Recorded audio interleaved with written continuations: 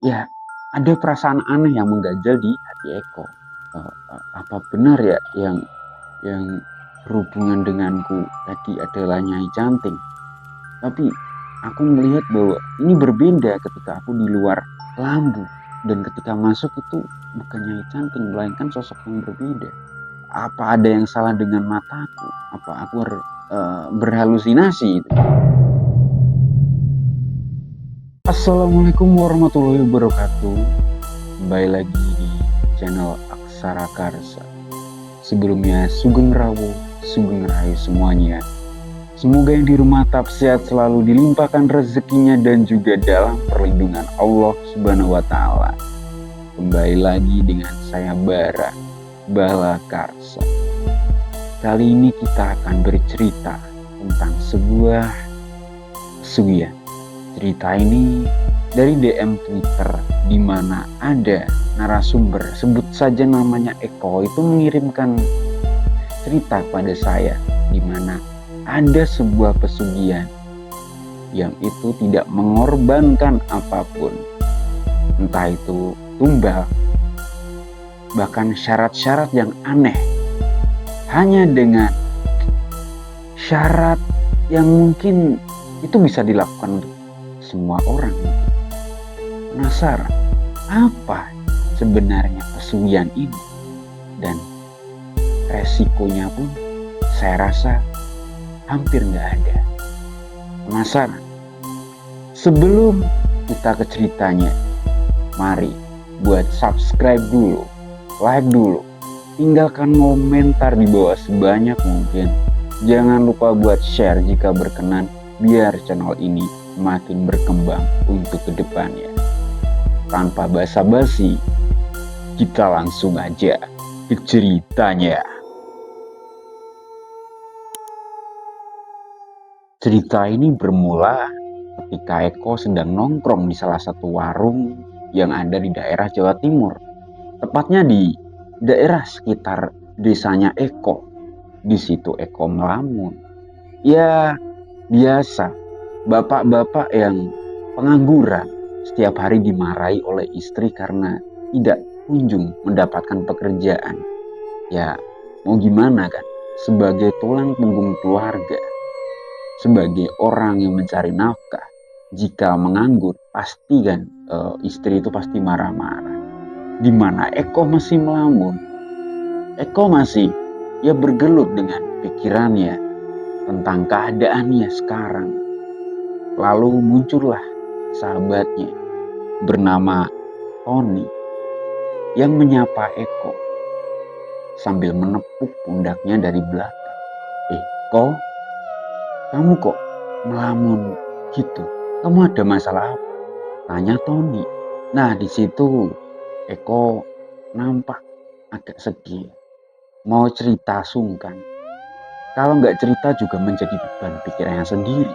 Akhirnya setelah ngobrol beberapa saat gitu, dengan basa-basi dulu sambil menyeruput teh anget, kemudian Eko baru berani buat bercerita kepada Tony, sahabatnya.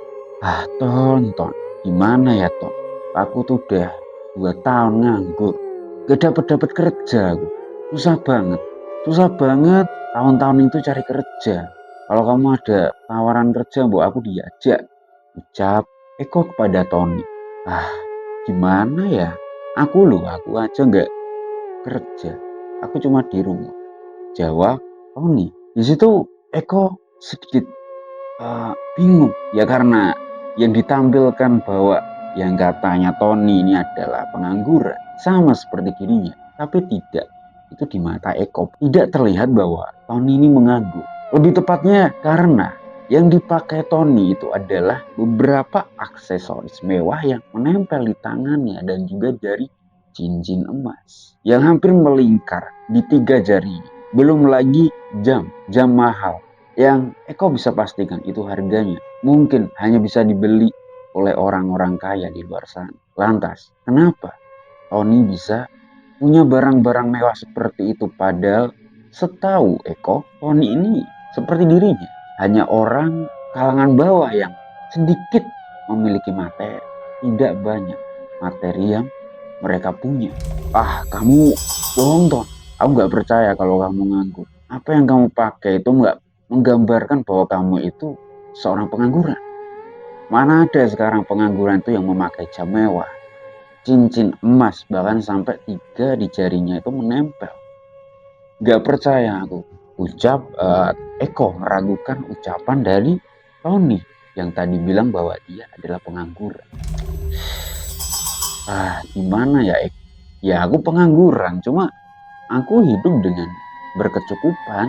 Ya aku ada pekerjaan sih. Aku nggak pengangguran terus. Aku punya pekerjaan dan itu pekerjaannya sangat gampang dan bayarannya juga banyak. Ucap Tony. Nah di situ karena ada iming-iming dari, bukan iming-iming, yang lebih tepatnya itu ucapan dari Tony yang berkata bahwa kerjanya itu gampang dan bisa memenuhi kebutuhan sehari-hari. Di situ Eko langsung penasaran kan, apa yang dikerjakan oleh Tony sehingga bisa mendapatkan uang begitu mudah. Karena Tony bercerita bahwa mendapatkan uang beberapa juta dalam beberapa minggu itu hal yang sangat mudah. Bukan berjudi atau yang lain ya. Lebih tepatnya ini adalah pekerjaan khusus yang hanya bisa dilakukan oleh Tony dan orang-orang yang sudah dipercaya oleh majikannya Tony. Di situ Eko berpikir, apakah Tony ini bekerja di rumah yang sangat besar atau penjaga di rumah besar? Karena Tony ini pernah menjadi seorang satpam. Mungkin bisa jadi bahwa Tony ini menjadi penjaga di rumahnya majikannya.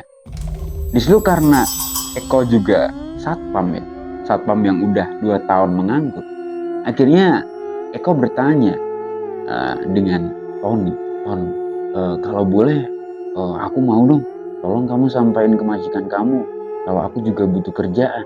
Aku udah capek dimarahin istriku terus. Ayolah, kamu kan temanku, kamu sahabatku, tolonglah temanmu ini. Aku udah capek dimarahin istriku. Ucap Eko karena emang udah frustasi dengan setiap hari itu hanya dimarah-marahi oleh istrinya.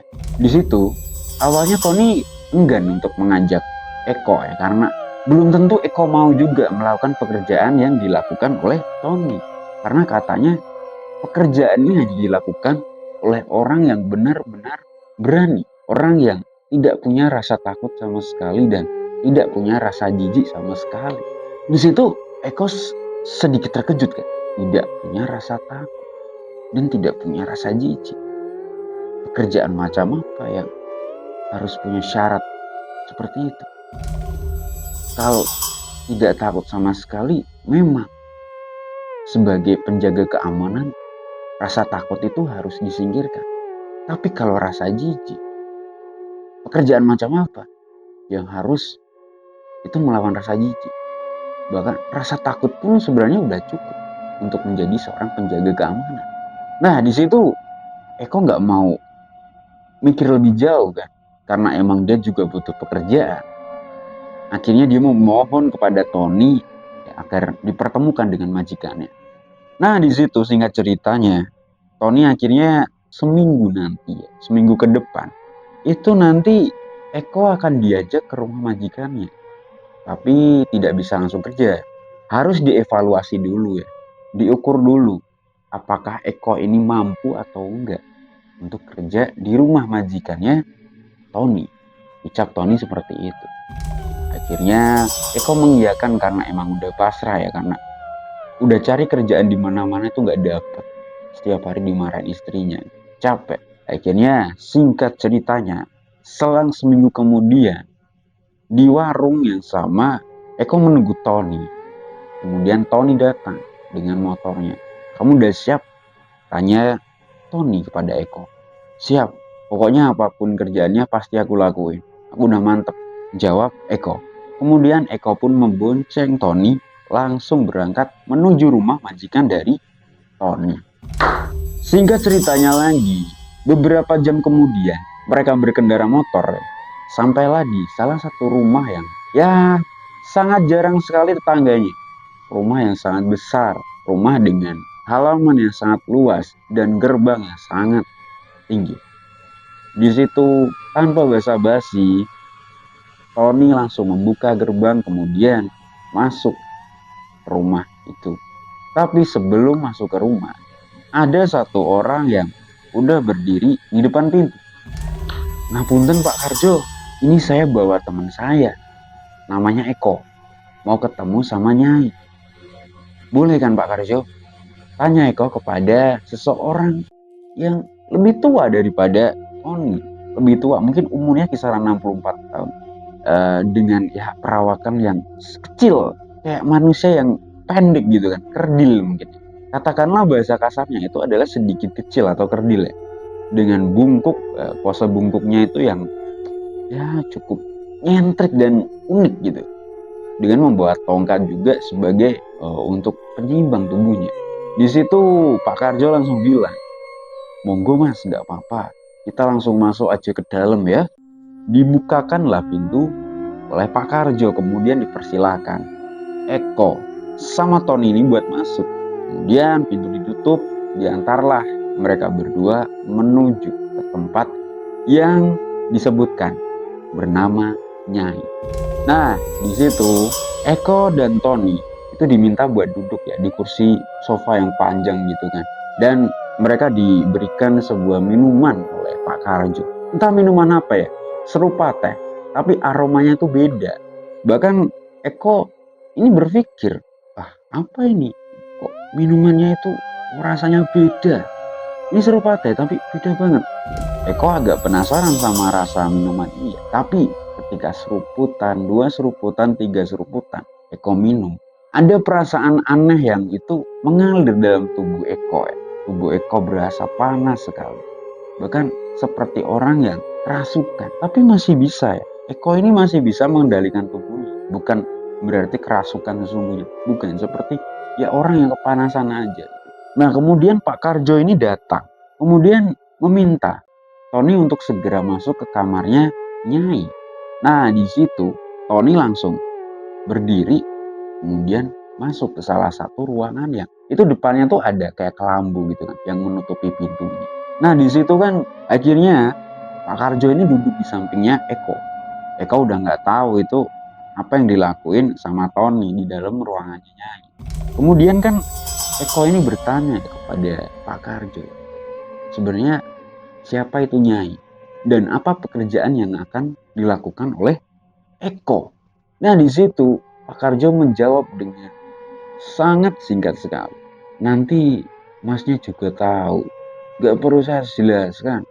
Nanti biar temennya aja yang jelaskan. Saya cuma penjaga rumah ini, gak ada wewenang untuk menjawab pertanyaannya Mas Eko. Tapi ketika Eko ini bertanya sama Pak Karjo, siapa sebenarnya Nyai ini? Sempat Pak Karjo ini bilang, nama Nyai itu adalah Nyi Canting atau Nyai Canting. Di mana Nyai Canting ini adalah pemilik dari rumah sebesar ini ya, pemilik rumah ini gitu. Nah di situ ngobrol ngalor ngidul ngetan ngulon gitu kan. Akhirnya Tony itu udah selesai gitu. Udah keluar dari kamarnya Nyai Canting. Kita sebut aja Nyi ya, biar cepet gitu. Kemudian Tony ini bilang sama Eko, kok kamu harus mantepin hati ya, kamu gak boleh takut, kamu gak boleh jijik. Soalnya Nyi Canting mau ketemu kamu.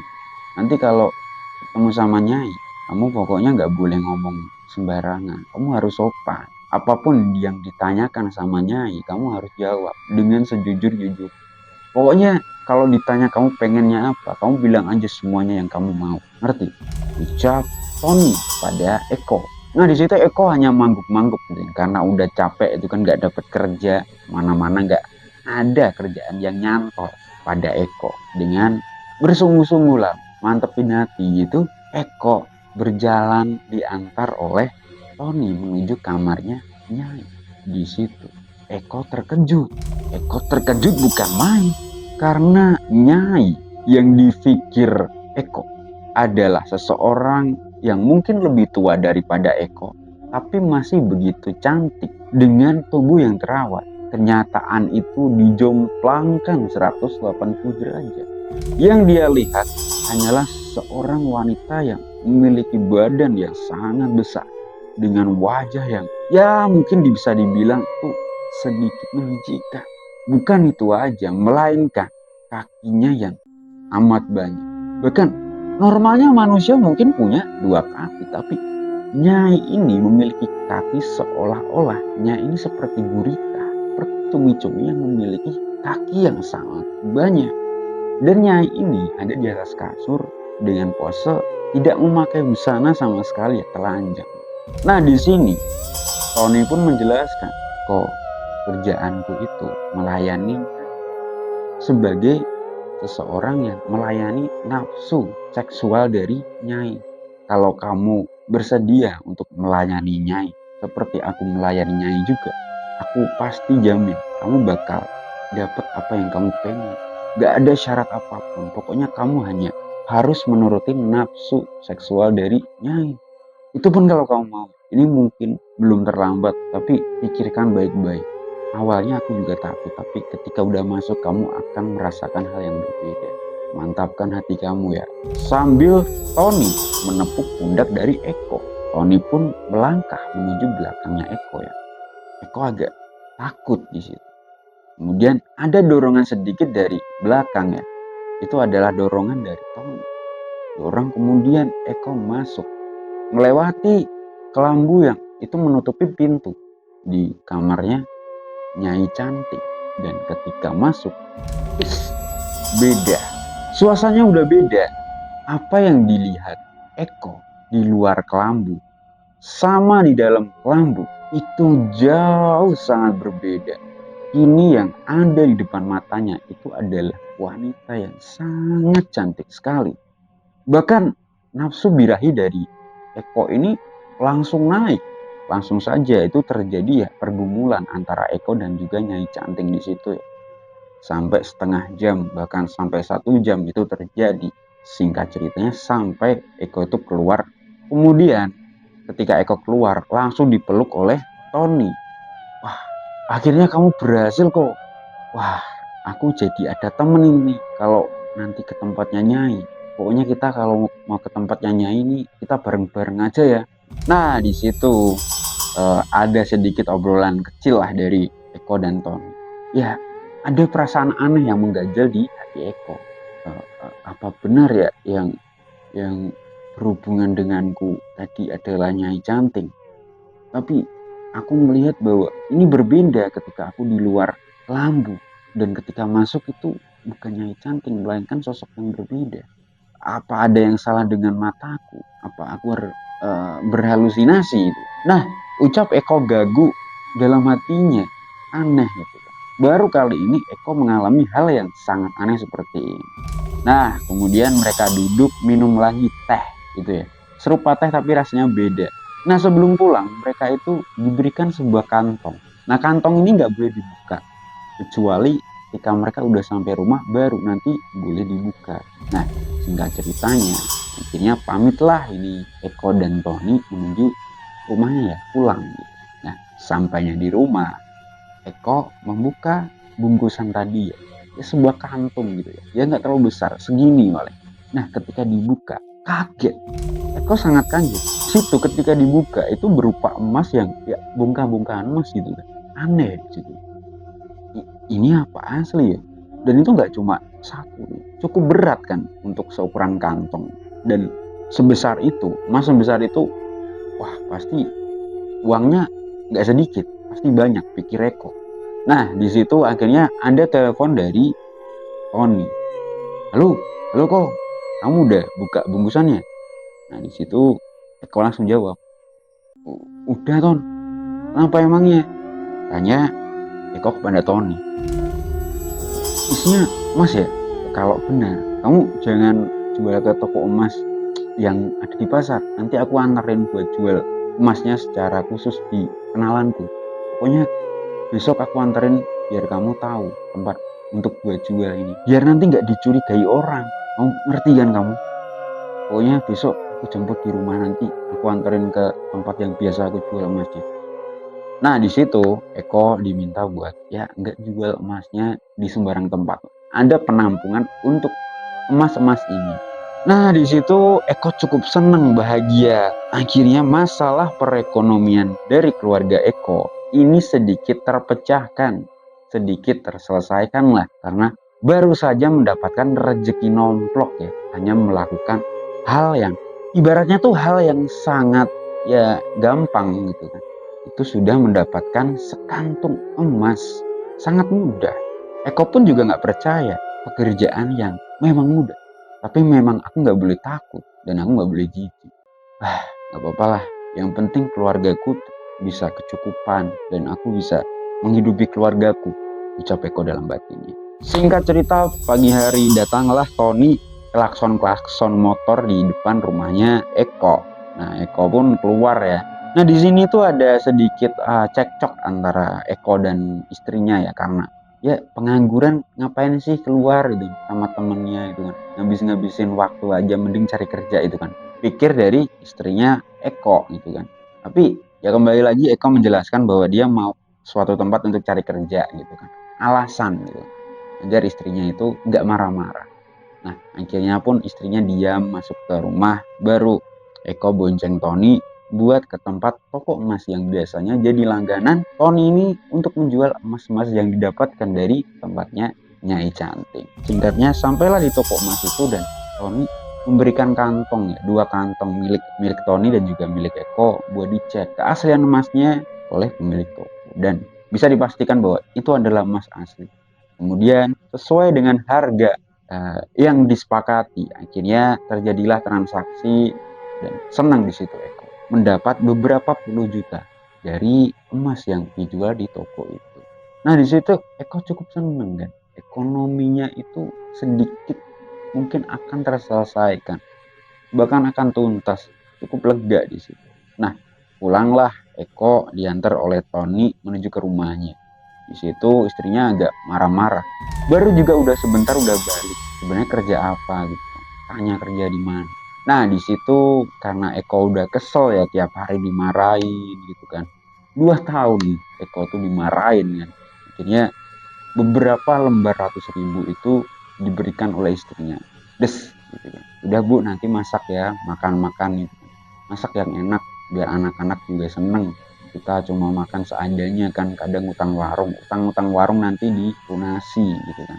Utang-utang ke tetangga dan saudara juga dilunasi. Pokoknya aku jamin kita nggak bakalan punya utang, entah itu ke saudara, tetangga, bahkan ke warung. Pokoknya hidup kita bakal lebih enak lagi. Aku bisa jamin, aku udah punya pekerjaan tuh, ucap Eko. Istrinya senang juga ya karena akhirnya suaminya itu punya pekerjaan. Nah, disitulah awal dari kebahagiaan dari keluarga Eko sekeluarga.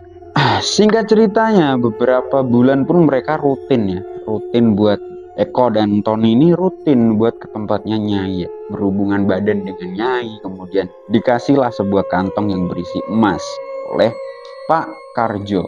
Nah, itu kehidupan mereka mulai jadi ya orang OKB lah, orang kaya baru ya, dengan beberapa aksesoris di tangan dan juga jarinya gitu kan, jam emas, terus cincin emas gitu kan, dan juga pakaian-pakaian yang sangat modis gitu kan. Padahal beberapa bulan lalu itu Eko itu sama sekali ya tidak memperhatikan penampilannya, tapi sekarang terlihat sangat modis gitu.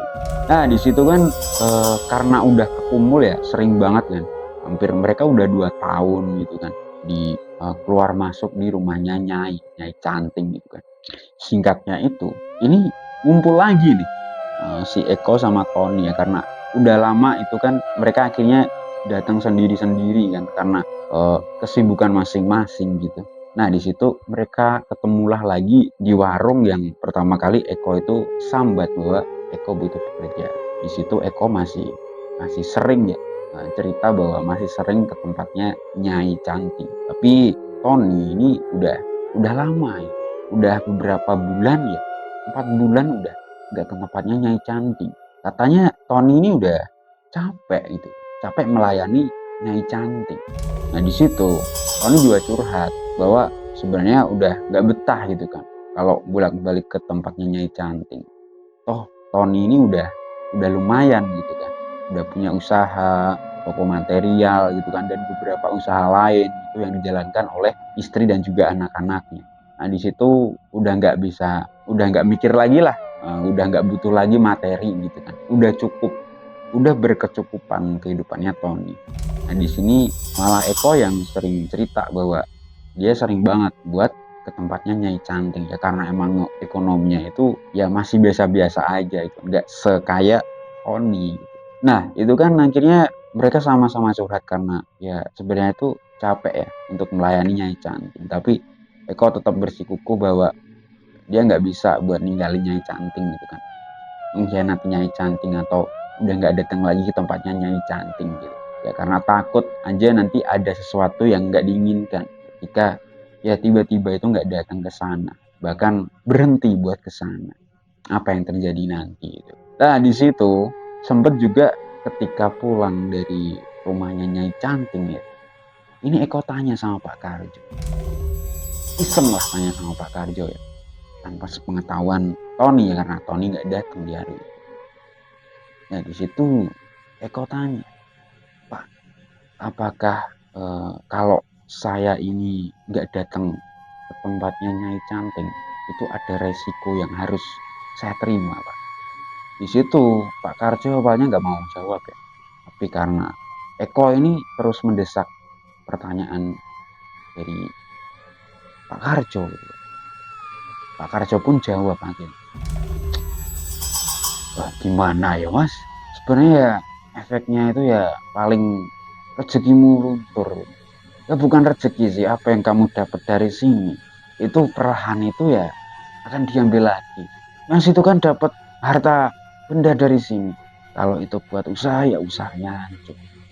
Kalau bikin rumah ya rumahnya rubuh. Kalau buat kasih makan orang ya orangnya sakit. Seperti itu.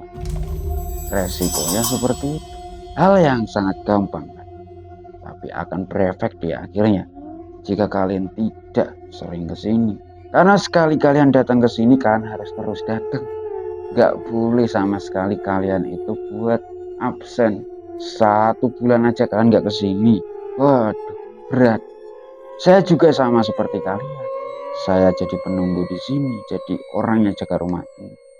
Ya karena saya sempat gak datang di tempatnya Nyai Cantik. Akhirnya semua keluarga saya tuh lenyap. Ya karena tiap hari saya kasih makan dari harta yang saya dapat dari sini.